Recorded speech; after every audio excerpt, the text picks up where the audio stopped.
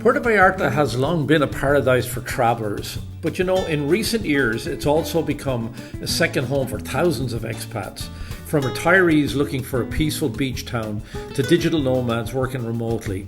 Expats from the US, Canada and Europe have settled here, and they're leaving a lasting impact on the city. So in this video, I want to explore the ways in which expats have shaped Puerto Vallarta. So let's check it out.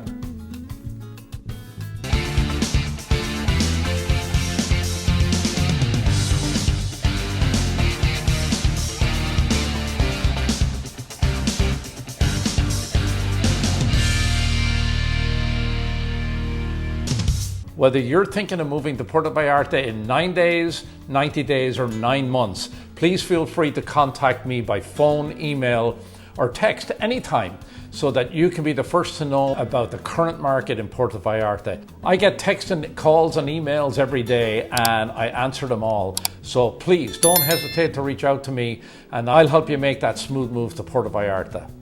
So let's talk about the impact that expats are having on the Puerto Vallarta area, the local population and the economy when they do move down here.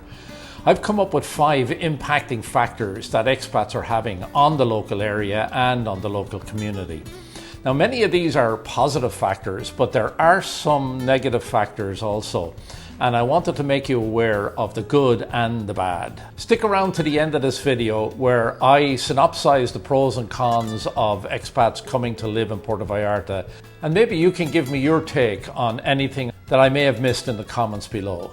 So okay, number 1 is the real estate boom and the changing Puerto Vallarta skyline. Expats have fueled a major real estate boom in Puerto Vallarta. What once was a small fishing village with modest colonial-style homes has now transformed into a city with high-rise condos, luxury villas and gated communities. As more expats buy properties, home values have soared. Now this is great for sellers and investors, but it also means that many locals are being priced out of the neighbourhoods they've lived in for generations.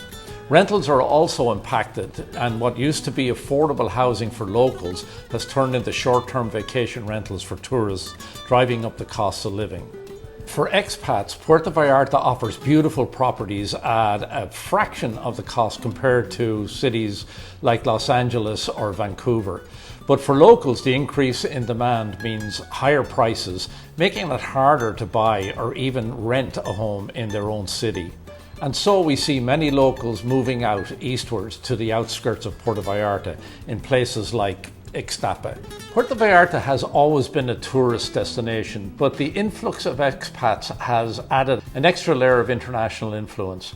So many expats act as unofficial promoters of the city, bringing in more visitors through travel blogs, YouTube channels like mine, and social media. And with this exposure, more businesses cater to foreign tourists. Menus are in English, international cuisine and guided tours are designed for North American travelers. Now, this is great for the local economy, but some worry that as more businesses cater to foreigners, traditional Mexican culture could take a back seat. So let's talk about impact number 3, job creation and local business growth. The expat presence isn't just about real estate, it has also created opportunities for businesses. Now, many expats open restaurants, coffee shops, yoga studios, and even real estate agencies. These businesses bring fresh ideas, global cuisines, and new job opportunities for locals. However, there is another side to this. When expat-owned businesses flourish, they sometimes outcompete local family-run establishments. Long-time businesses that once served primarily locals may struggle to stay afloat as the city becomes more oriented towards international visitors. It's a double-edged sword, and while expats contribute to economic growth, the traditional Mexican economy is shifting to accommodate a new demographic. Okay, impact number 4, charity and community involvement. One of the most positive aspects of the expat influence is their involvement in community service. Many expats engage in charity work, helping support food banks, orphanages, and animal rescues. Organizations like the International Friendship Club and Food Bank Puerto Vallarta work to bridge the gap between expats and locals in need. For many expats, living in Puerto Vallarta isn't just about enjoying the good life, it's about giving back to the community that welcomed them. Impact number 5, cultural exchange and lifestyle influences. With an increasing expat presence, Puerto Vallarta is seeing cultural blending. Wellness retreats, organic food markets, and international music festivals have become more common now.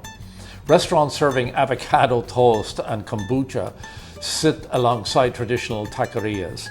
While some locals appreciate the variety, others feel that too much change could dilute the authentic Mexican culture of Puerto Vallarta. Puerto Vallarta is evolving, and while this cultural exchange brings exciting opportunities, it's important to preserve the traditions that make the city unique. So moving on, let's talk about the pros and cons of expats living in Puerto Vallarta.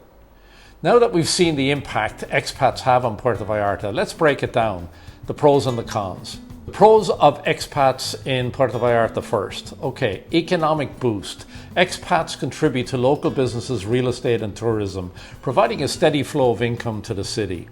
Number 2 is job creation, and with new businesses opening, locals have more employment opportunities, particularly in hospitality, construction and services. Number 3 is community support. Many expats actively participate in charities, providing much needed help to underprivileged communities.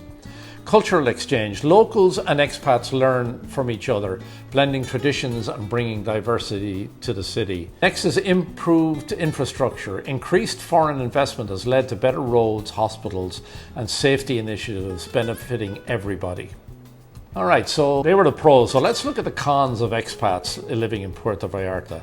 Higher cost of living. With increased demand for housing, rental and property prices have surged, making it harder for locals to afford homes.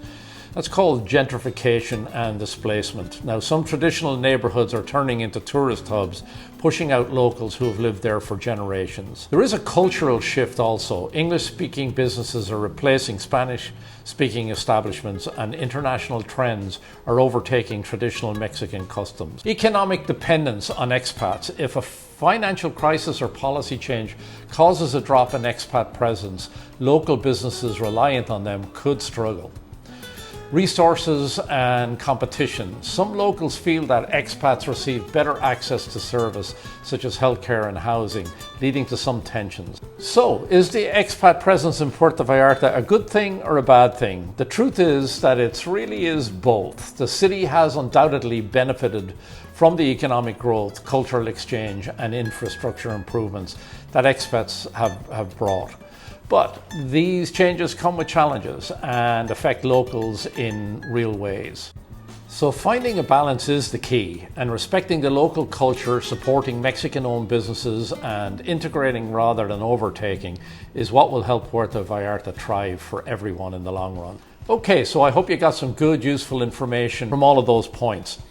Anyway, if you have something else that you would like to add to this, please feel free to comment in the comment section below. And if you like my channel, please subscribe to it below also. And remember, if you have any questions about anything related to Puerto Vallarta or the market here in Puerto Vallarta, please feel free to email me, call me, text me anytime. I'd be happy to help. Till next time, hasta luego.